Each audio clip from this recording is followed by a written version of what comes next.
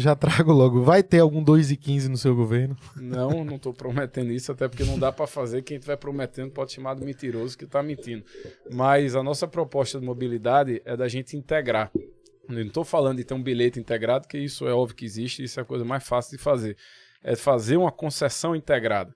Hoje você tem um metrô que é administrado por Brasília, um consórcio Grande Recife que não é administrado por ninguém, porque só 20% tem contrato, os outros 70% não tem, 25% tem contrato, 75% não tem, então ninguém manda em nada e a população paga esse preço. E você tem um olhar fingindo que não existe, as vans nas cidades vizinhas do Recife, que é o que todo mundo mais usa. Então, nossa proposta é da gente poder estadualizar o metrô e fazer uma concessão integrada, ônibus, metrô e os alternativos, as vans, para que a gente possa alimentar os sistemas um do outro e que a gente possa ter uma ampliação na melhoria do serviço. Com ônibus, até porque a gente pega transporte público para ir e vir aos locais, de preferência no menor tempo, mais rápido, mais seguro e mais barato. Sim. Esse é o princípio e o propósito do sistema de transporte público no mundo. Então a gente precisa ter isso também. O metrô do Recife é muito precário, da região metropolitana, é sucateado, velho, precário, trechos extremamente limitantes que não conectam bem as nossas cidades da região metropolitana. Temos ônibus também com tarifas Absurdo, cada vez mais caras e com ônibus cada vez mais precários e mais cheios, mais lotados. Os terminais também são terminais que estão cansadinhos, para a gente usar um termo aqui leve, bonito.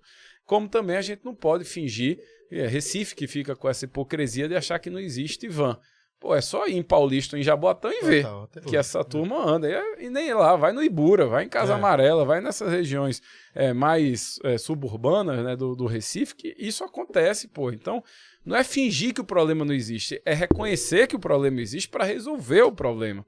Então, essa é a nossa proposta para que a gente possa. E quanto é que vai ser a tarifa? Eu não sei, que eu preciso fazer a concessão primeiro. Então, eu não posso dar uma solução só para ganhar o apelo popular se eu não souber qual é a fórmula. Eu preciso fazer a forma para poder mostrar qual é o efeito primeiro. Essa questão dos ônibus, o discurso geral assim, da população que a gente sente também é que a gente sempre fica preso aos empresários. Isso é uma verdade? A gente consegue fazer alguma coisa? Mas o problema é que o Estado não tem nem contrato com os empresários. O pessoal está trabalhando de forma precária. O consórcio Grande Recife, 75% dos ônibus não tem contrato. Então nem o Estado manda e nem o empresário obedece, porque ninguém manda em nada, então ele faz o que quer. Entendeu? Então precisa-se ter, aí de novo, eu vou com o que o Rafa falou, é a forma que se faz os contratos. Entendi. Pô, lá em Petrolina mesmo, tinha 40 anos uma empresa de ônibus, era tudo ônibus velho, uma desgraça. Passagem cara e tal. Era a mesma conversinha, ninguém muda, ninguém mexe, tal. Pô, a gente enfrentou esse problema, foi 2 anos de licitação, meu secretário levou 4 tiros, tá vivo, graças a Deus. Sério, velho? Deus botou a mão nele. Mas nós tiramos a empresa velha. Antes tinha 50 e poucos ônibus, eu agora tenho 81, com Wi-Fi em todos eles, com elevador de acessibilidade em todos, com câmara de segurança em todos, com ar-condicionado em boa parte, e logo no funcionando os ar-condicionados? Não, funcionando. Porque aqui tem, mas não sei se funciona não. Não, lá funciona. E além disso, a gente conseguiu reduzir a tarifa, pô. A gente reduziu em 20 centavos no primeiro ano. Aí depois começou a pandemia, começou essa confusão toda, que o diesel pipocou, aí atrapalhou. Mas a gente conseguiu fazer. Então tá aí a prova de que não é ser amigo ou inimigo de empresário A, B ou C. É fazer o que precisa ser feito para ter um serviço decente para quem precisa e usa o transporte público. E a abertura do mercado, chamar mais empresas no transporte de ônibus, poderia melhorar isso, diminuir o preço? Fazer a concorrência? Sim. Claro. É um plano de vocês abrir mais o mercado? Mas aí quando a gente quer fazer essa concessão integrada, botando os 3 modais, né, metrô, ônibus e alternativo, você vai ter obrigatoriamente uma abertura muito maior, né? Que você tem aqui expertises complementares e acessórios que vão fazer um novo pool, vamos dizer. Entendi. O que é que tu achas com relação a alguma possibilidade futura de transporte fluvial aqui em Recife? Se fala sobre isso aqui. Inclusive, um dos candidatos foi quem gastou 30 milhões e não fez nada, né? Então, acho que é bom só a gente buscar essa matéria aí para todo mundo saber aqui, quem prometeu. Mas, assim, é um caminho, sem dúvida, até porque, trazendo a Holanda aí como exemplo, a Holanda faz isso, mas eu acho que tem outras prioridades. Por exemplo, a galera usa muito mais ônibus e metrô e van do que vai usar uma balsa de ir de um lado para o outro. Então, a gente precisa primeiro garantir esse volume de massa em princípio não, mas com prioridade que a gente precisa fazer. E depois, eu acho que antes do transporte fluvial, é a manutenção e limpeza dos nossos rios. Exatamente. Né? Trazer isso no meio ambiente é outra história. Ninguém vai andar jogando pipoca no... Não, e num fedor da peste aquele ali, ninguém aguenta. Então você precisa limpar o Capibaribe, o Beberibe, desassorear, recuperar os mangues, as matas ciliares ali, as marginais dele, para que depois, quando ele tiver minimamente decente de novo, a gente poder pensar em fazer um modal de transporte fluvial. O Carlinhos tá ali, vai fazer uma soma aí. Diz aí, Carlinhos. Pegando o gancho aí do transporte público, né? Vale lembrar assim, que eu sou um assíduo usuário do transporte público. Tem uma brincadeira que a gente faz aqui que, tipo assim, não tenho planos de comprar carro. Então, assim, essa meta na minha vida eu conquistei da maneira mais fácil possível, que é não fazer nada, mas tem que andar de ônibus, né? Então eu sei bem como é isso.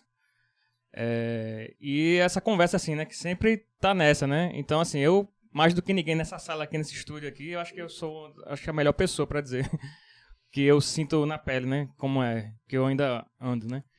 E é isso, assim, era só para frisar isso, assim, né? Porque as pessoas falam muito e nunca vão lá conferir, né? Eu tô lá no terminal e vejo como é quando um ônibus tem, às vezes demora muito para chegar, os atrasos constantes, então tem coisa que se refere também a engenharia de trânsito, né? Para melhorar essas questões. E outra, se toda a população tivesse grana para ter carro, ia ser um outro problema também. Porque já é um carro. Porque ia ter que ter rodízio.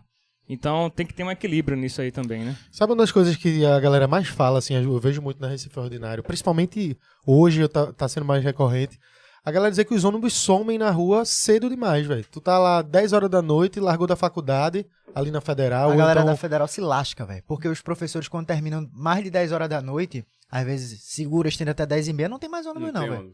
Mas é a fiscalização, né? Que não tem contrato. Tem contrato. Aí dá pra fazer de uma forma diferente, caso o cara... Não, porque é obrigatoriedade, ele vai estar, a gente vai estar fiscalizando. Se ele não rodar, ele não recebe. Pô, velho, eu gosto de tocar também no ponto de inovação e de app, né, que eu falei assim, pô, falei do app da APAC, alguma coisa que eu vejo que eu acho que poderia ser uma solução, e a gente tem o Porto Digital aqui, tem muita coisa massa aqui pra gente conseguir. E eu vejo, por exemplo, a dupla função, né, que tem nos ônibus.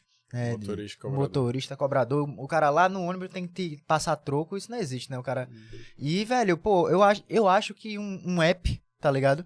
Poderia já ajudar bastante em relação a isso. Tem essa questão de integrar o metrô com o ônibus também, né? De ser o vale único. Essa coisa que também que ficou na promessa aí do antigo governador e que não aconteceu, né? Existe alguma... Tem a viabilidade? Não é do atual, é que ele ainda tá aí, né?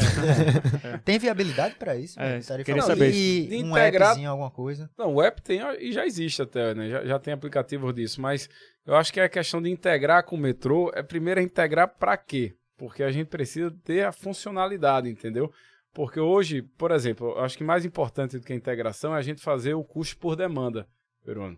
Por exemplo, a pessoa... no caso era o bilhete único, né? Que eu estava me referindo. Exato, porque você tem Vamos lá, você paga a tarifa de 4,10 se você usar e andar 10 km. Se você andar 2 km naquele mesmo corredor, você vai pagar os mesmos 4,10. Enquanto que você pode fazer o quê? Pô, se o cara andou menos, uma distância menor, paga menos. Quem andou mais pode pagar a tarifa cheia, entendeu? Isso é a lógica. O mundo, se você for na Europa, Estados Unidos, se você for... acho que até São Paulo já está assim no metrô lá, dependendo de quantas estações você anda, você paga relativo, ao trecho que você andou, entendeu? Então essa é a lógica, até para você ter a justiça social, financeira, né, do que o cabo está sendo cobrado pelo custo ou pelo serviço que ele usou de fato. Então acho que esse é um ponto também que a gente precisa trazer aqui para essa discussão da mobilidade. E quando eu falei de novo, qual é a nossa proposta? A integração do metrô com o ônibus, com tudo. Agora, desde que eles estejam conectados num sistema que faça sentido um para o outro. Sim. Porque hoje você tem ônibus e metrô concorrendo no mesmo trecho. E aí, isso é verdade. Aí um não vai ter interesse de integrar com o outro, porque um é concorrente do outro. Quando não é para ser assim. É para ser um complementar para o outro, entendeu? E aí sim, aí você consegue integrar, porque você vai precisar dos 3 modais para poder ir e vir ao maior número de locais e destinos.